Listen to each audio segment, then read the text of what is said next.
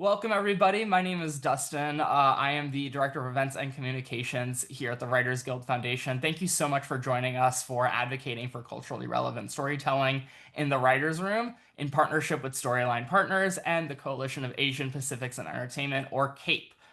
Before I introduce our partners and our moderator, I'd love to share just a brief intro about the Writers Guild Foundation. We are the nonprofit arm of the Writers Guild of America West, and it's our mission to preserve and promote the craft of screenwriting. And we do that in various ways. So, all of the resources I'm about to share with you are available to all members of the public, regardless of whether or not you are a member of the WGA. So, you don't have to be a member of the WGA to take advantage of our resources. We host public events and panels and workshops with writers and industry experts, just like the one that you are attending right now. We have community programs that help kickstart writers' careers, and we have a bunch of phenomenal resources available on our website. Probably our biggest one that's in person is a public script library that's at the Writers Guild headquarters here in Los Angeles. It is free and open to the public by appointment only, and it is a fantastic resource. It has tens of thousands of scripts from produced movies and TV shows that you can read on site. We're not a learning library, unfortunately, due to copyright law, but it is a great place to get some research done, get some writing done. I will throw information about our library, about our events, our programs, everything in the chat in just a moment. But again, thank you so much for joining us for this event. You can learn more about everything that I'm talking about at wgfoundation.org. And that is about enough out of me. So without further ado, I'd like to hand things over to the Executive Director of Storyline Partners, Sanaz. Take it away. Thank you, Dustin, and to all of you and our esteemed panelists for joining us this evening. My name is Sanaz Al-Safar, and I lead Storyline Partners. We're a collective of cultural consultants representing issues and community-based organizations that advise on entertainment narratives in film, TV, podcasts, and gaming. Tonight, our member organization, CAPE, moderated by their executive director, Michelle Sugihara, will lead tonight's discussion. Please feel free to reach out to storylinepartners.com and kpusa.org for any assistance on your scripts and projects. Now to Michelle. Hello, everybody, and thank you to the Writers Guild Foundation and Storyline Partners for having us for this exciting conversation.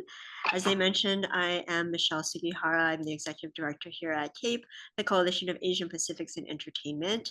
We are the world's longest running nonprofit supporting Asian and Pacific Islanders, people, stories, and culture in Hollywood. We are celebrating our 35th anniversary next year, so please follow along with our journey on Instagram at KPUSA or at our website, kpusa.org. Now, before we dive into the conversation that we'll be having tonight, I have a few disclaimers. One is a content warning that this webinar may contain topics including violence, homicide, loss, and grief that can be difficult for some to participate in. And so if you need to take a break or step away or leave the session, please take care of yourself and feel free to do so. And the other is that while we appreciate everyone's input, not all questions may be able to be answered due to time constraints, but we will do our absolute best. So without further ado, I'm super excited to jump into this conversation with these three fabulous writers. And if you're not watching their shows, you need to get on it. And hopefully tonight will give you a taste of what they're all working on and a bit more about themselves personally. So I have asked each of them to introduce themselves because I do think it is really boring when the moderator just reads a bunch of bios, especially after I've already been talking for 2 minutes. So I'm going to hand it off in the order I see them on my screen. And we're going to start with Julie. They're going to just say their name, title, recent credit, something fun about themselves that they would like to share. Hi, I'm Julie Wong. I am an executive producer on Grey's Anatomy. I earlier said that there is nothing fun about me because I work a lot. But I will share that I once got kicked off of jury duty because I love jury duty. I might have been too enthusiastic. Oh my gosh. That's me. That's amazing. I also love jury duty, but it's been years since I've been called. But now that I'm putting it out in the universe, I will get summoned soon. All right, Abdullah, on to you. Hello, my name's Abdullah Saeed. I'm the creator of Deli Boys on Hulu. Yay, thank you. And a fun fact about me, I also composed the theme song for Deli Boys, as well as the theme song for my last show, Bong Appetit, my podcast, all that stuff. I tend to make my own theme song. Music's a big part of the show, of course. That's me. Thank you. Amazing. We'll have to follow up on that. And Simran. Hi, Simran Baidwan. I most recently was showrunner, executive producer of Clean Slate, half-hour comedy starring Laverne Cox and George Wallace on Amazon Prime, and currently have been serving as an executive producer writer on The Pitt on HBO Max.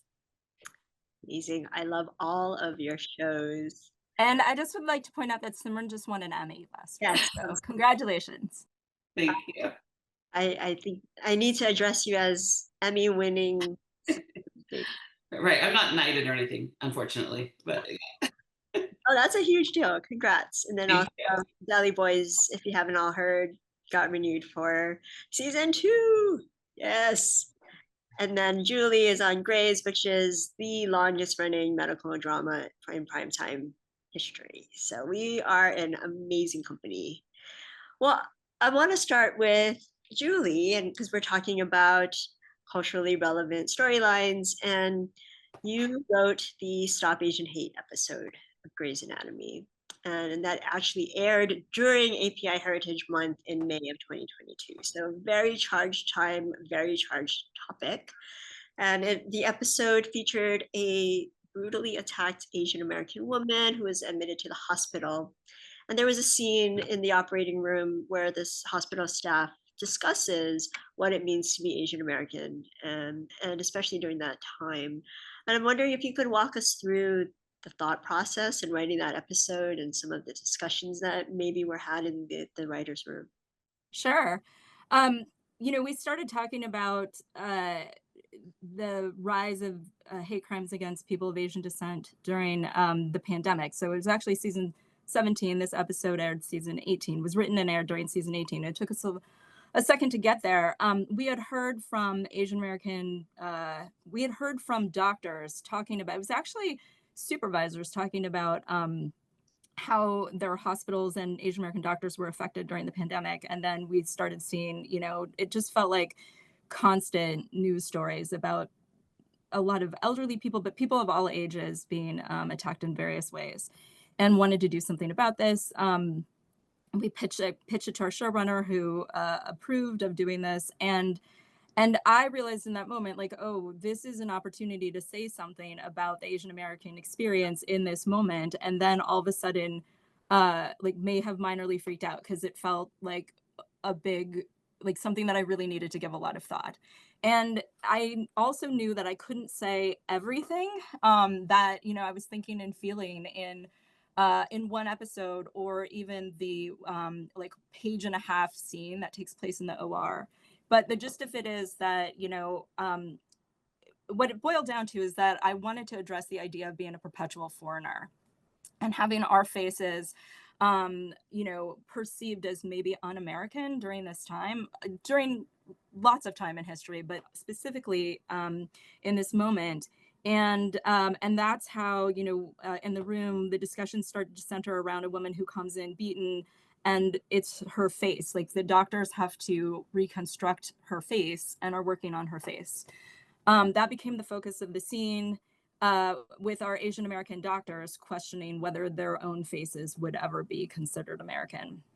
As I was writing it, one of the last notes, I think I was like on the second draft, when our showrunner suggested that I give our scrub nurse, Boki, who's Korean American, and had been on the show since episode 1, but had only spoken twice in the 18 seasons, that I give her a line in that OR scene. So I also gave a ton of thought to what she should say, and ultimately she says to the other doctors, our faces are American.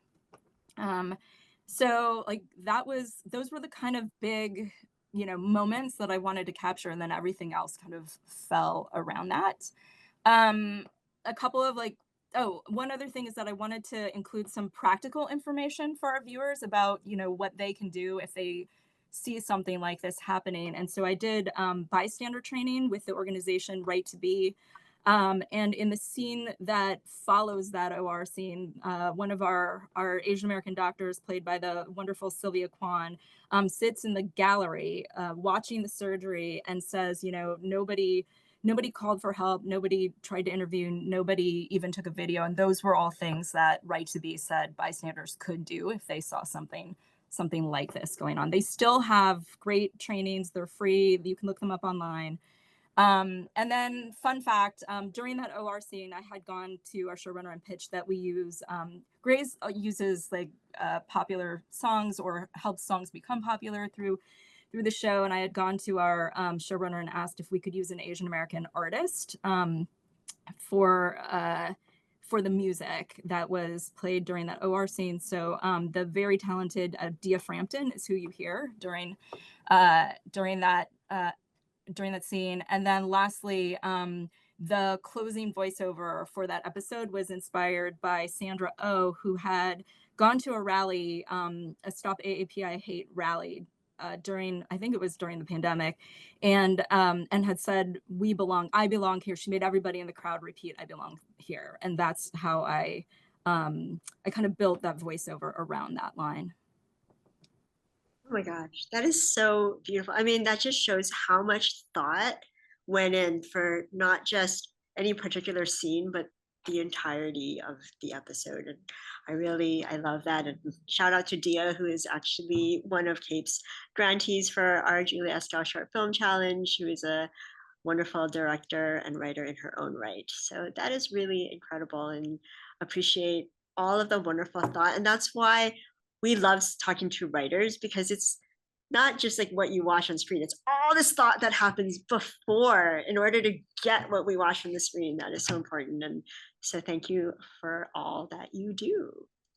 So with that, I want to turn it to Abdullah, because as a first-time creator of the scripted show, and Deli Boys is so different from anything that I've ever gotten to watch. And so I remember getting the screeners early on and just watching it all at one sitting and just loving it, because it had never been something that I had seen before. So I was wondering, what was that pitch process like? Like, what were the kinds of questions you got when you pitched? Like, how did you get from there to being able to create your show? The pitch process for Deli Boys, essentially, I, had done my first script deal at this point. I'd sort of transitioned from documentary to scripted, but I couldn't use that feature as a sample because it was a co-write and it was a little wacky. So my manager at the time, who's still my manager, Anthony, I didn't know how old he was at that time. He's like a good 6-7 years younger than me. So I didn't know he was like 26 or whatever. So I just took his advice, right? I didn't even think about it. I was like, all right, dude, I'm going to write a sample, right? So I wrote Deli Boys. Honestly, it all kind of came to me in one go, right? The idea that it's like two brothers. I have an older brother, and I have a half brother who's like many years younger than me, but the relationship is familiar, and essentially externalizing an internal conversation that a lot of immigrant kids have, right? Which is like, wanting to enjoy the fruits of your parents' sacrifices, but also wanting to live up to their expectations in some senses, right? And each extreme perspective thinks the other one is so stupid, right? Is wasting its life. So, that is basically what the boys are doing. And then, the intrigue of it, to tell you the truth, like, I mean, I wanted like just, ridiculous scenes that also, have elements of violence in them. There's things that I, influences of mine that I really enjoy. Whether it's Pulp Fiction or it's like, Mike Judge, who's a big influence on me, right? But I think these are all things that like, all people or, like media that kind of bridges that gap. And I'd never seen that in a half-hour TV show. Everything else was, to tell you the truth, just like sample kind of directed, right? I was like trying to hit jokes on the first page, get them to turn the page, right? I wanted a title that was really strong, that would get somebody to read, right, or whatever. So like Deli Boys, like simple, right? It tells you exactly what you're going to see. But then, and I really liked also the idea, I was thinking from the perspective of the people reading it. Now I'm trying to get staffed, right? So I'm like, I keep making hard turns. That pilot is actually a ridiculous sequence of hard turns, some of which don't even make sense, right? For example, like Lucky gets arrested and dragged away, and then she just gets out of jail and shows up. And nobody asks a question because you want to see her, right? Basically, this was my sample, and it was designed to catch attention, stand out from the pile, all that stuff, right?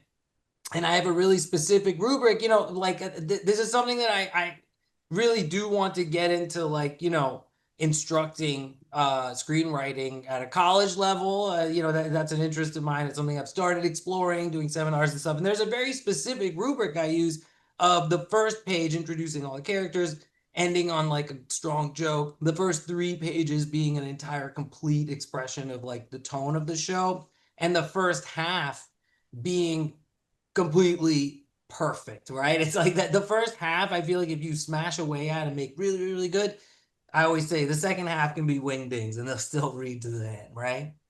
So that's really what this was following. And of course, I threw in a turn at the end to try to, keep the person interested. And so Jenny Connor, and her producer, Nora Silva, they came across the script, had a lot of meetings, a lot of people liked it, but they're the only ones who wanted to produce it. So then started a long process, a lot of obstacles. The first of which was the consolidation of Disney's television studios. So we first pitched it to Fox 21, right? I pitched it to Bert Salke, who is kind of like, people are always scared to pitch to this guy. He was the head of essentially 20th at the time, but it was in a very good way, like the most challenging hour of my life, I would say, up until that point, really made me kick the tires of my show, right? Of my pitch. And so it ended up, they picked it up, right? So now we had to find a network, but then Fox 21 ceased to exist. It became Touchstone Television. Deli Boys hung on. Touchstone Television became 20th, or was absorbed into 20th Television, and Deli Boys hung on. And then, Deli Boys was passed on by everyone, including Hulu and FX, right? If it wasn't for Onyx Collective, it would have turned into a sample again. I was actually ready to blow the dust off and be like, well, I took it pretty far, so I bet you I'm gonna book a writing job now. You know what I mean? And then they were like, there's one more place to pitch to. So all said and done, from the moment I wrote the pilot, right, the first draft, which was like late 2019, to producing the pilot, which was 2023, to the series coming out this year, 2025. Yeah, that's how it went. Wow, that's quite the journey. Actually, someone asked if you could just throw the log line out. Yeah, oh man, do I even remember how it went? Yeah, so basically it's about 2 pampered brothers in Philadelphia, kind of an odd couple. Their father dies and leaves them his convenience store chain empire, but it quickly turns out to all have been fraudulent. And they sort of get sucked into the criminal world that their father was actually making his money off of, and that's sort of that's it. It's a Pakistani family too. Yeah. Lots of twists and turns. Yeah. Congratulations.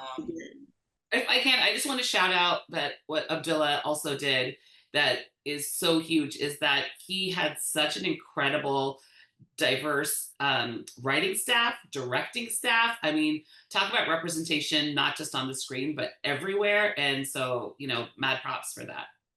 Thank you so much. I really appreciate it. Oh, that's incredible. Congrats. Thank you for that. Simran, I would like to talk to you about Clean Slate.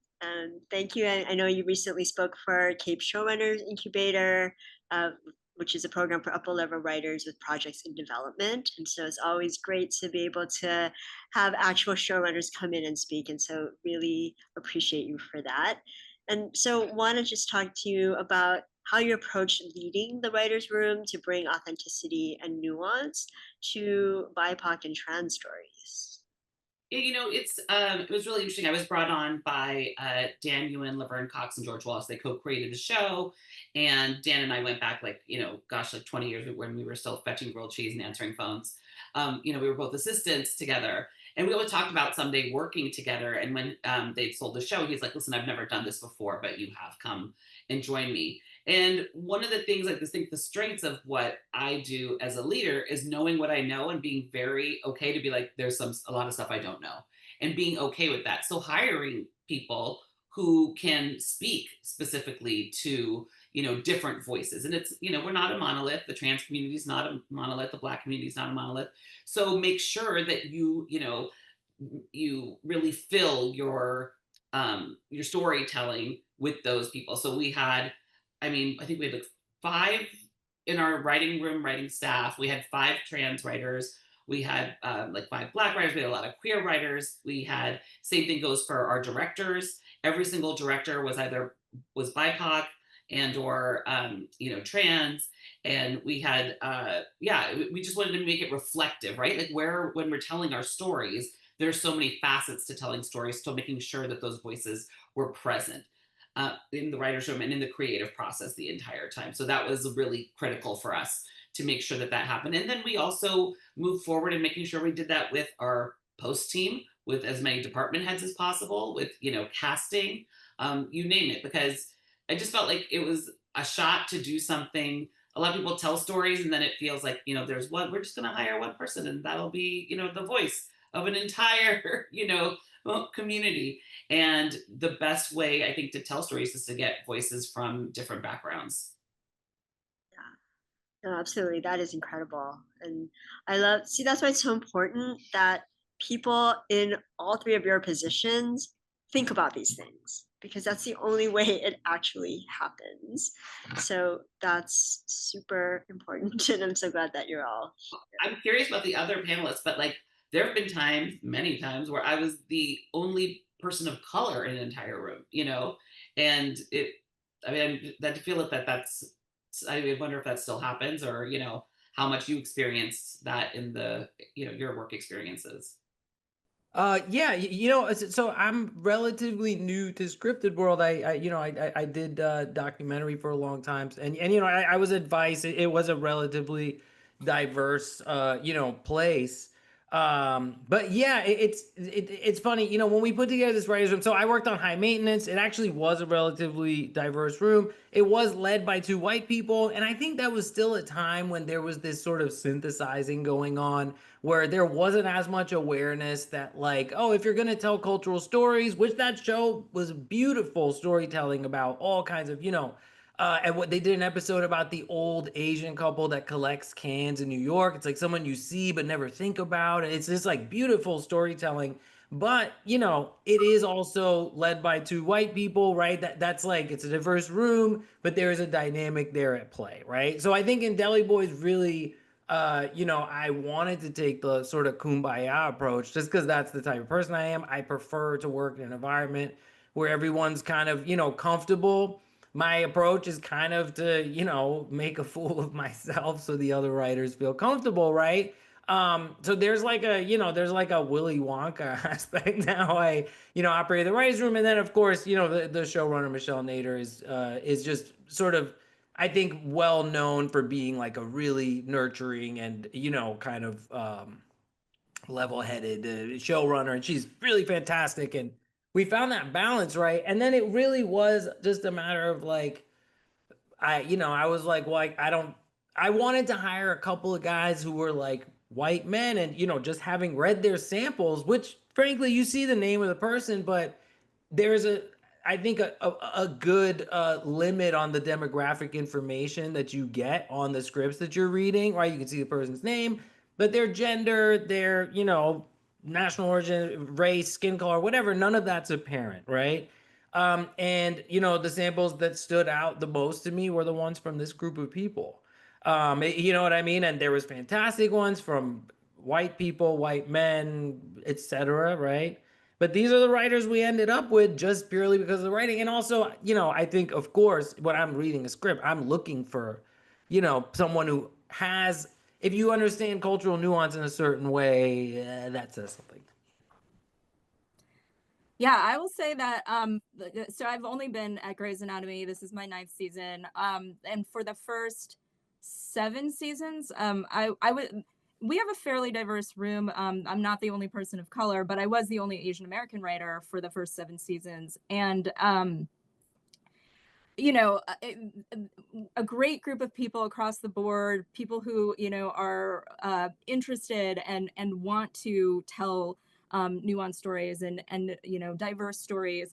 And when I did write about it, like the times where I did write stories that focused on the Asian American experience, it was really a challenge for me to like think it felt like a big deal, whether or not people were placing that on me. It probably wasn't. It was more like me feeling this way of like, can I pitch this? It just felt like a huge deal to me to come out and say like, I would like to tell a story that is something that is more specific maybe to my experience, my lived experience as an Asian American woman. And the thing that really helped a lot during that time was having other allies, particularly upper levels. One in particular that I'll shout out is Zoanne Clack, who is an executive producer and a woman of color. And when I was writing a story about implicit bias, she really encouraged me to include as part of that story the incarceration of Japanese Americans during World War II. Which is something my dad's Chinese American, my mom's Japanese American, so it's like something that was personal to me. And I don't know that I would have pitched that if like as a lower level writer, if an upper level writer had not encouraged me to do that. So I feel like you know, yes, it can be difficult. And that has definitely been my experience for a while, but there are allies and that has been really useful. I've definitely benefited from that. I do think, as you said, like being in a position to be able to make the hiring decisions and do that has been really effective. And I have noticed, shift. I will say, give a shout out to Scott Gemmell, who is our showrunner on the Pitt. He's the creator of the Pitt. He hired, a group of people who, he's worked on ER, he worked on 14 seasons of NCIS LA. And other than our medical consultant, not a medical consultant, sorry, our doctor, who's also a writer, who worked on ER, and Noah Wiley, who's also a writer on the show. Everybody else were brand new voices in that room. Everybody else was like from a fresh perspective. And I'm, in first generation Indian American.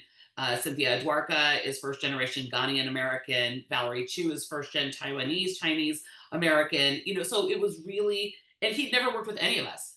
And he intentionally, like, he had like, pools of people to pick from. To your point, Abdullah, like, I've worked with these white guys, I've worked with a lot of people before, but I'm going to bring these new voices together because I really want to see what we can do with this show and make it different and make it culturally relevant. And, hell, let's make it aspirational. Let's make it, if you can see it, you can be it. And I really applaud him for, taking that leap of faith for all of us and bringing us into that world. Yeah, I just want to add one thing. The time that I realized how diverse the body of the Writers Guild is was the strike, right? This is a relatively solitary job for a lot of us. You don't always see the other writers beyond the ones you already know. And when I saw that, I was really, really inspired. I felt so much more at home in this business that typically you attribute to someone who looks like Barton Fink or whatever, right? But like, now it's like, look, there's Black and brown and Asian people and people of all genders and ages. There's younger people, older people. So yeah, I think that was a really, it was kind of a good moment for all the writers. Yeah, I think And I would just sorry, go ahead, Julie. No, you go ahead. I was saying it's a good point because, oftentimes we talk about diversity in terms of gender identity, and we talk about it as far as race, but there's also, I've worked with a number of disabled writers, people who are neurodiverse writers. It's, people who are, whatever you call over 55 writers, like different things. And I think that all of those are equally like, make an impact, because your lived experience is your lived experience. Yeah, absolutely. Yeah, I also want to add that I thankfully am not the only Asian American writer in our writers' room anymore. I'm one of 3, along with Sandra Hamada and Minu Park. And we don't all think like, it's not like we all agree. And that is the point, right? Is that it's not all on one person to think about how our Asian American characters or, might behave or react to something. that's, you know, we all have pretty different opinions sometimes, and that's great. Yeah, because we used to have to speak like as a monolith, right? It was Right. like, great, check that box. Yeah, that is a lot for any one person to carry on their shoulders to speak for their entire community. So it's really great to hear the more recent experiences of what the writers' rooms are starting to look like. And so, Simran, you said "See it, be it," which is one of the motto of our friends at Gina Davis Institute. Actually, I wanted to ask Abdullah this because what I have heard and then what you had shared was that actually Porna's character, Lucky Auntie, was originally male. But Yes, that's can you right. tell us a story about how that changed? Yes, I love being asked about this because I love that there's lore around the show. I never thought, I never anticipated there'd be like lore. Also, I'm gonna fix my light again. This is really, you know, I'm really in a pickle here with the lighting. It's either one thing or the other. But so basically that started out where, I wrote that there was Lucky Uncle who was kind of this stand-in for Baba, right? And at a certain point, so my wife is in the show also. She plays the FBI agent. Her name's Alexandra Ruddy, Allie. And yeah, that part was written for her.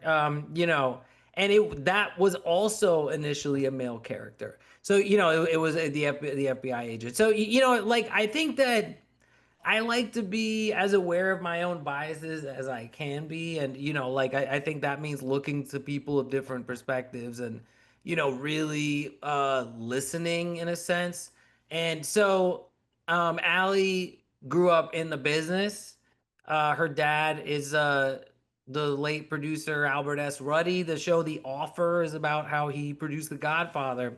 And so, her family gets like the link on going to like the governor awards or whatever when they get like extra tickets, and it was pretty early into dating, but I had I had a draft of Deli Boys, but it wasn't circulated yet. I have heard this lore spin out in a way where people are like, oh, at the last minute they changed it. Now like no one's ever read the male Lucky or Mel Mercer. That was like pretty internal. But yeah, so it was David Lynch being honored that night and like, Wes Studi and Gina Davis. And so Gina Davis got up there and this was great. I love this. I was there in my like, you know, my like discount rack suit, you know what I mean? Just like at this thing, like, oh my God, there's Tom Hanks.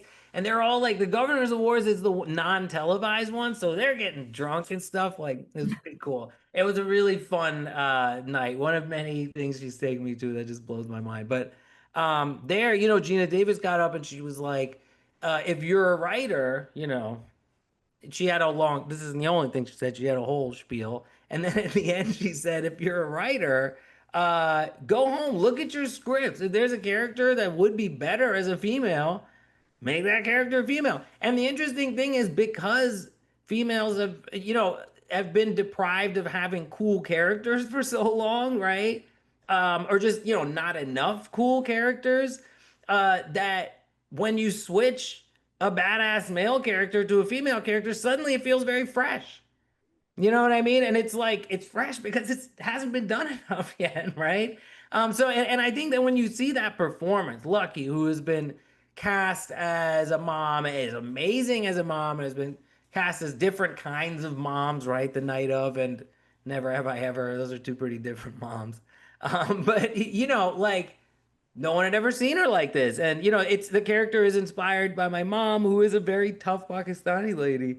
And who like calls me a dumbass all the time or whatever, right? So like that's kind of the relationship with the boys. It's like that tough love, right? Is very familiar to me.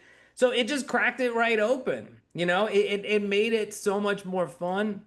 It made the relationship more fun. It's funny when she slaps them. If it was a guy and he was slapping them, that wouldn't be funny. It would just be kind of tragic, right? So like a lot of things were opened up. And also like Allie's character, she for the first time like, embodied this kind of like the straight man. I mean, of the entire show, I think Mercer is the only like decent person in the entire show.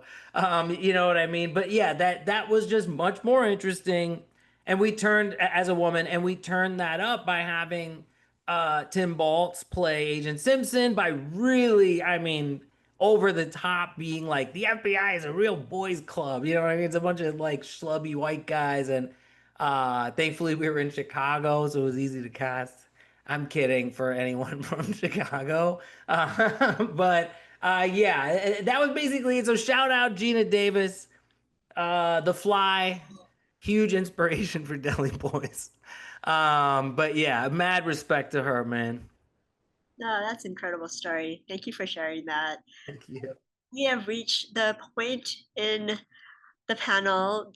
Most panels that I moderate, there is a segment that I call the Sugihara Spotlight. And it's really a time just as we're spotlighting all of you today. And I love how actually you all really take the time to spotlight characters, stories that haven't been seen before. And even Julie shared a story earlier about spotlighting this scrub nurse character who's been on for so many seasons and only had 2 lines before. I'm making sure to give her a line. And I mean, full disclosure, I am a day one Grey's Anatomy fan. I've watched every single episode, including all of Private Practice and Station 19. So when I heard her having a line, finally, I was like, this is wonderful. So just the thought of spotlighting all characters, but also let's bring it to some real folks. As we are spotlighting the 3 of you here today on this panel, you were all hand selected to be here to speak to this audience. And so I want to turn the spotlight and give all of you a chance to name someone that we should have on our radar. Oh. There's someone that would like to go. I mean, you've already shouted out so many people in this panel already, and that's just obviously who you are as people to share the spotlight. As But far as like a writer?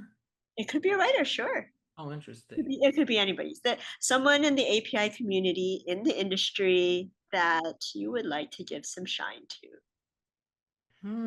I'll go. I want to shout out someone who had the pleasure of working with on Manifest. She is she's actually British, but she's British Indian, Sumera Srivastav. And she has worked on some really incredible projects. And I know she's in the UK, so Zoom is available. I met her through Zoom because we did a Zoom room. And that was one of the, I think, the benefits that came out of, the pandemic. But she worked on Lupin, like she's worked on such incredible shows. She's, a playwright, and it was so wonderful it was the first time I'd ever been in a room with another, Southeast Asian person, period. And so I kind of nerded out about that. And then we were able to cross over in New York when we shot over there. And she's just a great storyteller, has a different perspective on things, both like culturally, obviously she's her own person, but being a British writer who also has, crossed the pond. Yeah, she's just a badass person and an incredible writer. Incredible. Say her name one more time, please. Sumera, I'll put it in the chat, Srivastav. Thank you. I'll put it in there. Love it. I would like to. Do you want to go? No, please. I would like to spotlight an emerging comedy writer, Ananya Hegde. She was our writer's assistant last season on Grey's. We lost her to the Disney writing program, so that's where she is now. She was also a Cape New Writers Fellow. She does stand-up. She's witty and wry. She's a very hard worker, a team player, an all-around delight, available for staffing. She is yet an undiscovered talent, but she will be shortly. That's incredible. I second that. Yeah, I want to shout out one of the writers who we had on season 1. Actually, it's like the only writer we couldn't get back because he's working on Michelle's other show. So he's actually like, we're in the same building. So we get to see him in the kitchen, but his name's Faraz Ozel. His last name's Ozel. Yeah, he's a stand-up and a writer, Pakistani guy. And is just like, I don't know, he just feels like a real star as far as being a comedy writer for television. Yeah, people have seen him perform stand-up, and he is just also like, I think from the very beginning, it was interesting to see Michelle, who's worked so many writers' rooms, she instantly recognized, and for us, she was like, I'm gonna hire this guy again. Like, this guy's good. And I was like, that was something that confirmed my own instincts as a first-time showrunner. So you know, I really do believe in his skills. He's on Shifting Gears right now. That's why I couldn't get him, but he's around, and you should see him do stand up. That's incredible. Thank you all for playing. I love it. Thank you for dropping that into the chat. And we'll turn to questions in a bit. But okay, I have one last question, and then we'll turn to a Q&A since we are about that time. I'm curious as to what Asian trope would you like to see retired? Oh man, that's a good question. I got one. The Desi accent is not inherently unsexy. All right, it can be very sexy, and you know, male, female, the Indian accent, whatever Indian, South Asian subcontinent accent. Also, I know there's not just one. Bengali folks don't, you know, speak English the same way as you know, Kashmiri folks or whatever. But like, I do think that there's ways to make it sexy. I think that people do. I think in our show that, you know, like Porna does do a level of accent that's more than, you know, her natural accent. So yeah, I'd like to see that, you know, more often. And I think it's happening too, thanks to like Mindy Kaling, honestly. I think it's a great question. I am really tired of arranged marriage, guys. You know, it is, and it's for all Asian communities, I feel like. And it's like, oh, you just showed up at the altar and this is the dude you're going to marry. And it's, you know, all forms of it. We have so many more stories than that. And I still see it a lot when like people are like, hey, we have an idea, or will you meet this pod? Or, you know, there's somebody has a kernel of an idea. And I was like, can we get rid of the arranged marriage part? And they're like, no, that's important to us. I'm like, I'm out. And I've stepped away many times. I was like, I'm out.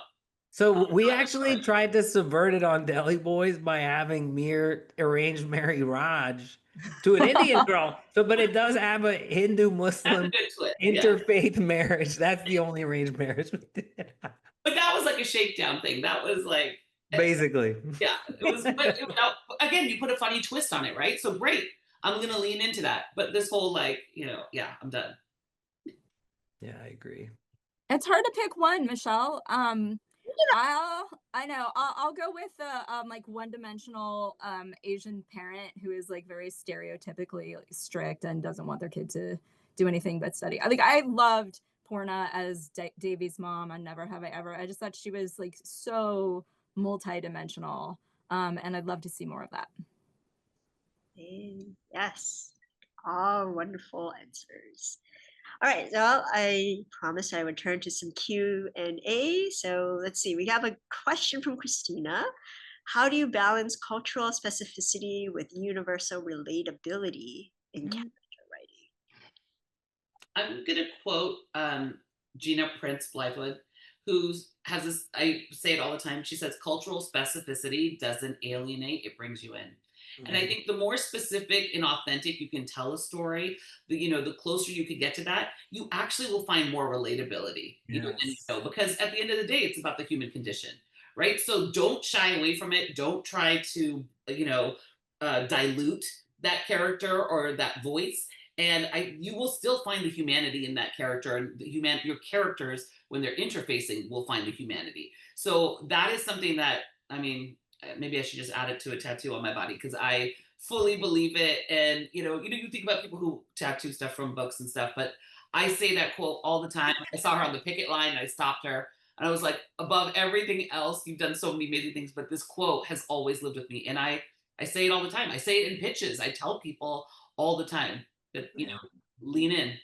That's very true. Yeah. Taika Waititi, who I, have admired like since before he blew up. I'm just saying, I was watching his movies on like, before he became all famous, but he had a quote in an interview he did. I think it was at TIFF actually. There's a clip of it somewhere, but he was like, everyone asked me about like, how do we make things diverse? And he was like, well, people should look for authentic stories, and the people telling the authentic stories should make them authentic, essentially, right? That it is that it's not that you have to, like, the answer to the question essentially is like, don't try too hard to balance those two things. Enjoy yourself, right? Enjoy yourself, be free in who you are in the context you're writing, right? It's not going to alienate people if it's true. In fact, it's really hard to write about a place and that, you know, vibe that you've not been to, right? So it's like write exactly what you know, and those themes will resonate. It's very universal stuff. I also think there's ways of weaving in aspects of, cultural authenticity without having full stories, necessarily. So like, um, on Grey's a couple of years ago, we had the new intern class. A couple members of the new intern class moved into Meredith Grey's old house, and one of them was the intern played by Midori Francis. And when she did, that house became a no shoes household. So you have this like iconic, set, and when you walk into it now, there's a shoe rack in the entryway, and there's no story about it. It just happened and showed up there. And I think, those are just like little pieces of weaving what, Asian Americans see in their lives into the fabric of what it also means to be American generally. Yeah. That's amazing. I love that. Now I'm going to pay attention to the entryway into the house. Okay, so another question that we got is, what advice would you give to emerging writers who want to champion culturally specific stories but worry about being boxed in as only writing from one identity? Yeah, I mean, I would say it's a lot more about your style. I mean, to echo what Julie is saying, it doesn't have to be entire storylines, right? It's like you're like, okay, I don't want to be boxed in. Well, just make it true to you. Rami, right? Nothing like me. He's trying to, he's a guy, a Muslim guy in his 20s in New Jersey. Okay, tracks. That was that. But he's like trying to like be the best Muslim possible. Wasn't me at that time, right? And yet I could appreciate it. And one of my friends and I were like, yeah, like we don't know this guy. We don't know a guy like this, but there's something about it that still speaks to us, right? I think that and that's not a usual place that he's coming from. That's true to Rami, right? To that artist. So it's like just really trust yourself. I try to tell my writers too, like the idea of like sending a writer away for a week to write a draft. I'm always like, I wish you'd just take a day so it would just be the first thing that came to your mind. Like that you just channel it and it's like never rewrite it or anything, because I do think that is that's where it comes from. I can't speak as much to developing, but in terms of, I think, samples for staffing, I feel like writing whatever feels most true and authentic to you is great advice. Because the folks reading you will see it and find it, and it'll help you find the right show that's the best fit for you as well. Yeah, I agree. I'm like, I write from, I mean, people always say like, write what you know, but I'm also like write what you're passionate about. I mean, the amount of medical shows I've written on, you would think I have, a PhD, triple MD, much to my parents' chagrin, none of those things occur. They have no children with MDs, but like, it was about just like my first sample back in the day when you used to wrote sample scripts was a Grey's Anatomy, because I love that show. And there wasn't anybody that looked like me on there, but I love those shows. I love those characters. I love where they, what they said. And so, find those voices and lean into those voices. And people will feel your excitement. They will feel your passion for character. One thing I'm also seeing here is there a storyline that you haven't seen yet that you would like to see? This isn't a storyline, but characters that I would like to see that I don't see as often yet, but I think we might, because I'm multi-ethnic Asian American. I'm really interested in seeing others, and you see more of actors like Aquafina and Atsuko Tsakusa, like who are mixed multi-ethnic Asian American. I feel like those stories could be very interesting. My Chinese side and my Japanese side, like those family gatherings are very different.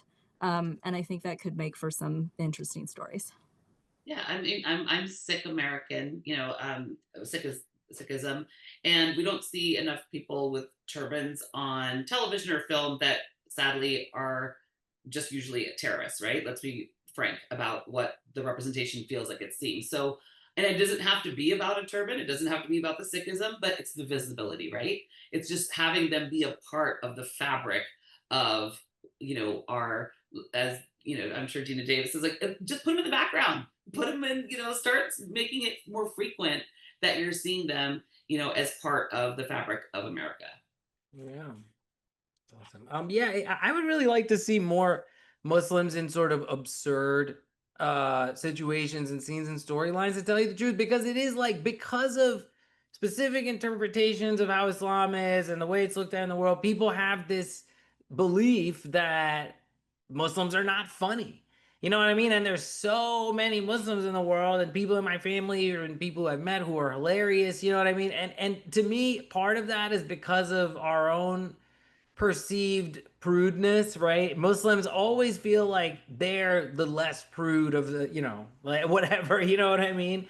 So yeah, I mean, Deli Boys does that, like the whole thing is like, don't idolize these guys. Like they're idiots, right? Like they don't know what they're doing. They don't understand Islam, right? But like, I really do want to, just have it be more loose and fun, and like see Muslim characters doing that stuff and not be hemmed in. Like these are fictional Muslims. Can they just, at least, can they not have the same constraints as real Muslims? Like, can we just dramatize that without pissing everybody off, right? Yeah, and there's a real divide, I think, between Muslims who watch some like Deli Boys and they're like, great, that's like, that's funny. I get it. The little references are great, right? Like Julie, you were saying. But the larger storylines, people are like, this is not how Muslims behave. And I'm like, again, there's 1.5 billion of us, right? So there's all kinds of different ones of us. Like that's really the thing I want people to believe. Because Muslims are more of a monolith in people's minds than a lot of other groups that large. That's why we need all of y'all writing these powerful stories so that people can watch them and realize and understand what all the complexities that make up all of our communities. And I love this. All right, as we draw near to the end, I want to thank all of our panelists and all of the attendees, like over 100 people on a Thursday night during this wild time in our world right now. So Why? What's going on? where do we start? Where I would love to just wrap up on is if you all could share one self-care practice that you do that helps make your day a little better. I got one. If no one else has one, I'll go first. Walk. Ooh. Walk. God damn it. Like you sit in your chair all day. This is often a solitary profession. I honestly love that about it. To me, like, as much as I love being on set, love the writer's room, to me, my favorite thing is sitting right here where you're looking at me and writing, and so it can become really sort of, you can trap yourself at home, right? And then also, if you don't have a sidewalk outside of your house, that barrier to being able to just go walk can be a little daunting. So like, make that effort. Go find the green space near you on Google Maps and go walk. It'll make a world of difference just being around trees and stuff. When you come back and sit down, new things will come to you. Love it. As Nikki says in the chat, touch grass. Yeah, I think Yeah, exactly that. exactly. And it's grounding, right? And it's metaphorical, but it's also actually quite literal. And I think it's just remembering, like, I say, I was like, we're not curing cancer and we're not digging ditches. Okay, we are very privileged to get to, get paid to play make believe, and I don't ever let that. I don't. There's not a day that goes by that I don't think about that. Maybe that's also, I had a former career before I did this, in the real world. I'm a parent, I've got other stuff, but it's really good to like exhale and, just remember that, like, listen, it's gonna be okay. It's like, this is not the end of the world. And sometimes it does feel like that, it's, but yeah, it's about that grounding nature. I totally agree with Abdullah and whoever wrote that in the comments. Touch grass. I'll third that. I'm also a big walker. On the weekends, I walk with my friends Sue and Linda. They're in their 70s and 80s, and I love like hearing what's going on with them and getting advice from them. And yeah, it kind of just like reminds you of how small you are in the grand scheme of things. And I just want to also add, that's a total cop out. You guys both stole my self-care thing, so no big deal. There's only one self-care thing. I'm just kidding. Just messing around, guys. I do think it does, require saying 3 times before people actually do it. So Right. That's the thing. Attention span. Yes. That's it. They yes anded you, which is what I love about this. All right. Well, we are just about at time. And before Abdullah is completely encased in darkness. I know. This is now I'm in a Caravaggio. So fun to watch this. Yeah, it's got a little bit of horror movie vibes going on. It's been a journey. What happens in an hour? This is fun. I know you scheduled this at the perfect time for me to go through like an entire Robert Eggers movie, like right here. This is phenomenal. But honestly, thank you to all 3 of you for spending the night with us and sharing wonderful words of wisdom and more about what you're working on and you as people, because I think that is always very relatable and makes things a lot more friendly in this world where we don't always get to spend time together. So thank you again. To all the writers, keep the faith. Yes. Don't leave town. Don't leave town. No, we need your voices. We need your stories. Stick it out. Keep writing. Keep the faith. Keep the faith. And thank you, Michelle. Yes. Thank you so much. Thanks, Sanas. Thank everybody at Thanks, everyone. We appreciate it.